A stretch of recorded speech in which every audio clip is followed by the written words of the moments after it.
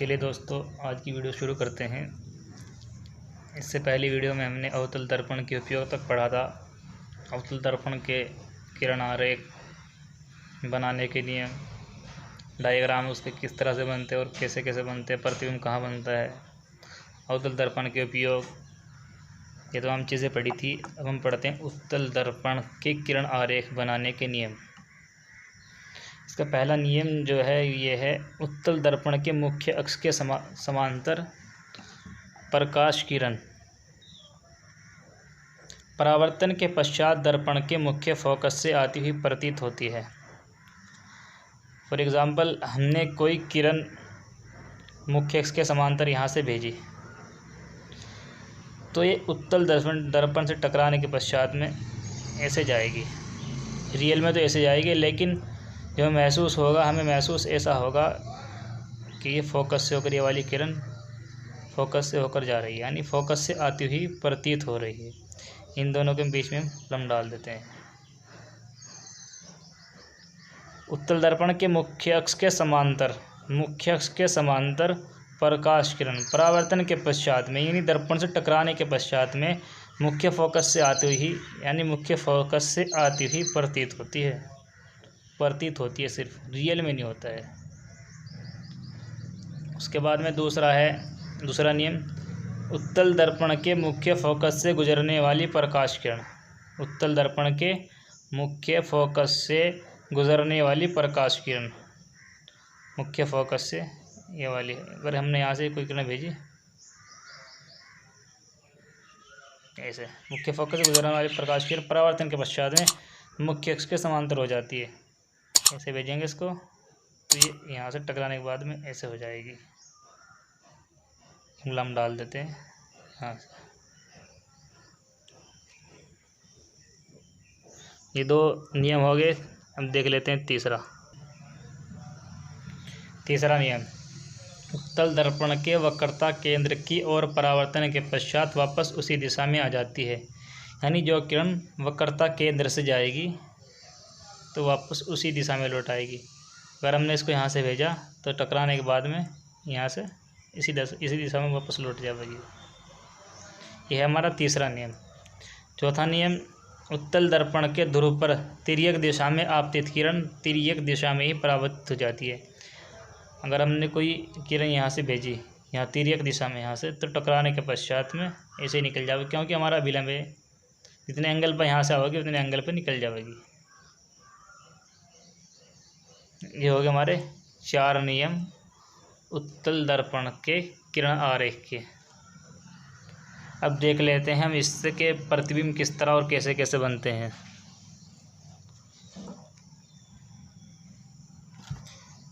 Number 1 पे देख लेते हैं।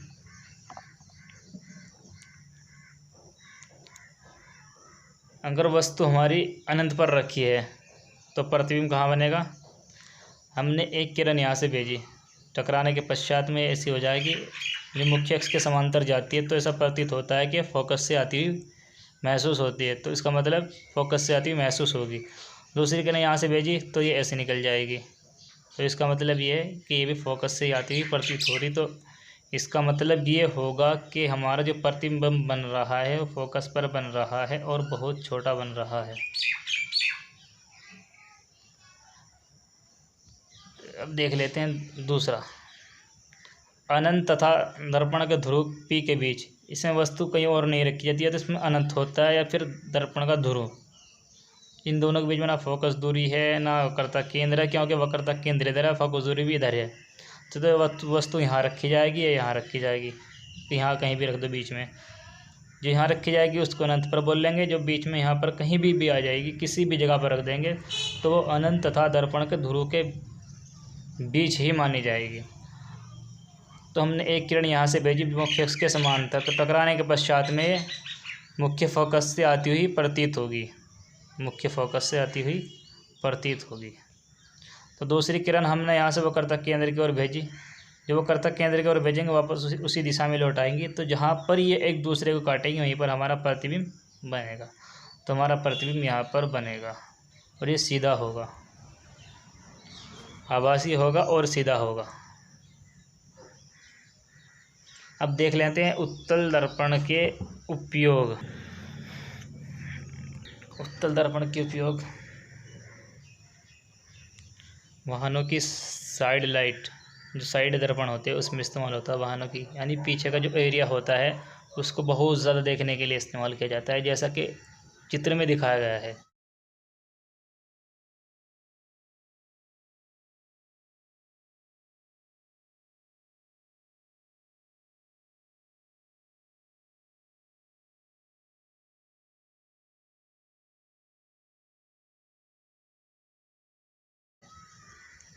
सिक्योरिटी दर्पण के रूप में, सिक्योरिटी जो हमारा कैमरा लगाता हो उसके अंदर जो लेंस जो भी दर्पण इस्तेमाल करते हैं वो उत्तल दर्पण इस्तेमाल होता है, यानी वो बहुत सारे एरिया को घेर लेता है।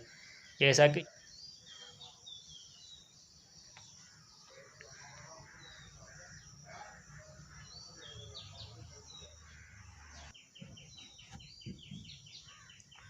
गोलीय दर्पणों द्वारा परावर्तन के लिए चिन्ह परिपाटी साइन, यानी प्लस का लेंगे माइनस का लेंगे, जब हम न्यूमेरिकल करेंगे तो कौन सी दूरी प्लस में होगी कौन सी माइनस में होगी, तो इसके लिए चिन्ह परिपाटी समझना बहुत ज़रूरी है।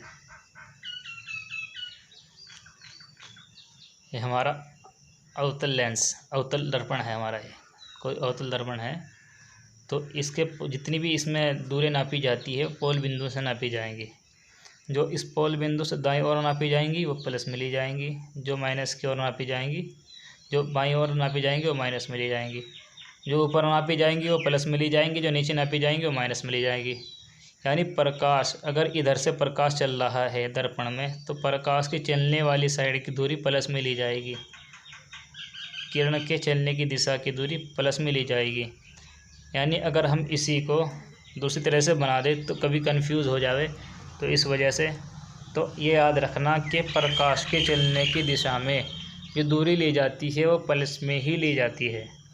प्रकाश के चलने की दिशा में जो दूरी ली जाती है वो प्लस में ली जाती है।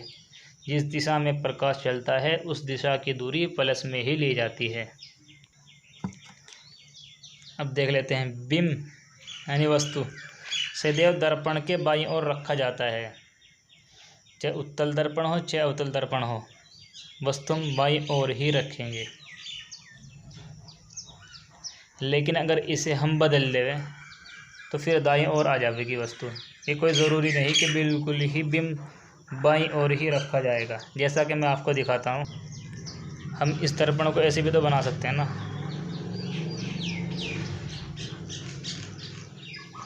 तो पोल बिंदु यहाँ पर होगा और वस्तु हमारी इस साइड रखी जाएगी दाईं ओर। इस वजह से मैंने कहा कि दर्पण के दाएं और अगर हमारी वस्तु यहाँ पर रखी है तो प्रकाश की चलने की दिशा में यह है, तो प्रकाश के चलने की दिशा की दूरी प्लस में ही ली जाएगी, और इधर से यानी पोल बिंदु से जिधर वस्तु रखी है उधर की दूरी वो माइनस में ली जाएगी। है ये भी अवतल दर्पण और ये भी अवतल दर्पण है, तो फ़र्क जहाँ तक मेरा अंदाज़ है फ़र्क बिल्कुल वाज़ेह हो चुका होगा, बिल्कुल क्लियर हो चुका होगा, कोई डाउट नहीं रहा होगा। अब देख लेते हैं अगला पॉइंट क्या है। मुख्य अक्ष के समांतर सभी दूरियां दर्पण के ध्रुव से मापी जाती है। जितनी भी दूरियां होगी वो पोल बिंदु से यानी दर्पण के ध्रुव से मापी जाएगी, चाहे दाईं ओर की हो चाहे बाईं ओर की हो। मूल बिंदु की दाईं ओर मापी गई दूरी, दाईं ओर मापी गई दूरी धनात्मक, जबकि बाईं ओर मापी गई दूरी ऋणात्मक होती है, यानी माइनस में ली जाती है, धना प्लस में ली जाती है। मुख्य अक्ष से नीचे की ओर ऋणात्मक ली जाती है। मुख्य अक्ष हमारा ये है, इससे नीचे की ओर ऋणात्मक और ऊपर की ओर धनात्मक ली जाती है। अब देख लेते हैं और क्या क्या पॉइंट है।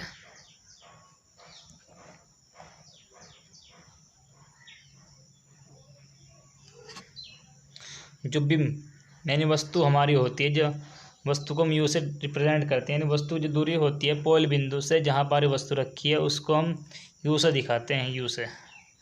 ये हमारा कोई दर्पण है यहाँ पर और ये हमारी कोई वस्तु रखी यहाँ, और पोल बिंदु से यहाँ तो वस्तु रखी, तो इसकी जितनी भी दूरी होगी इसको यू से दिखाएंगे हम, यू से। जो प्रतिबिंब बनेगा उसको वी से दिखाएंगे।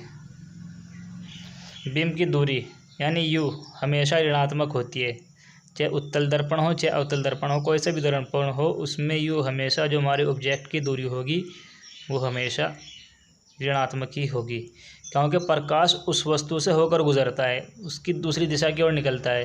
तो इसका मतलब है प्रकाश की चलने की दिशा में जो दूरी ली जाएगी वो धनात्मक ली जाएगी, लेकिन विपरीत दिशा में जो ली जाएगी वो माइनस में ली जाएगी। इस वजह से हमारी यू माइनस में होगी। अवतल दर्पण की दूरी हमेशा ऋणात्मक होती है। अवतल दर्पण की दूरी, जो अवतल दर्पण की दूरी होगी वो हमेशा ऋणात्मक होगी। उत्तल दर्पण की फोकस दूरी, ये अवतल दर्पण की फोकस दूरी है। ये अवतल दर्पण की फोकस दूरी हमेशा ऋणात्मक होती है, क्योंकि हमारा जो फोकस होगा ना इस अवतल लेंस का, हमारा फोकस इधर होगा। तो जब हम यहाँ से दूरी नापेंगे तो इधर वो माइनस में ही ले जाएगी।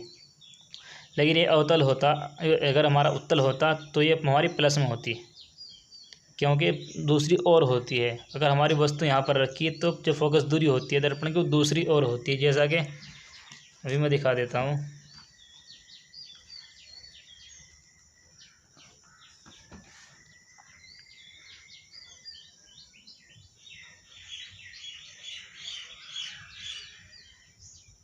ये हमारा मुख्य अक्ष है, ये हमारी कोई वस्तु यहाँ पर रखी, ये हमारा फोकस है। तो प्रकाश की चलने की दिशा ये है और वस्तु की विपरीत दिशा इधर है, तो इसका मतलब ये वाली दूरी प्लस में ली जाएगी। यहाँ से नापेंगे हम इसको, पोल बिंदु से प्लस में ली जाएगी। ये तो उत्तल दर्पण की जो हमारी वो दूरी होती है, फोकस दूरी, वो धनात्मक होती है। लेकिन जो हमारा अवतल दर्पण होता है, यानी जिसके बाहरी ओर पर पेंट कर दिया जाता है और जो अंदर की इसकी गुफा की तरह की जो शक्ल होती है उसके अंदर हमारा रिफ्लेक्शन होता है, यानी हमारा परावर्तन होता है, तो उसकी फोकस दूरी इधर है और हमारा पोल बिंदु यहाँ, पोल बिंदु से बाईं ओर की दूरियां ऋणात्मक ही ली जाती है, ऋणात्मक होती है। उम्मीद करता हूँ यहाँ तक समझ में आ गया होगा। आज के लिए यहीं तक काफ़ी, कल पढ़ेंगे आगे।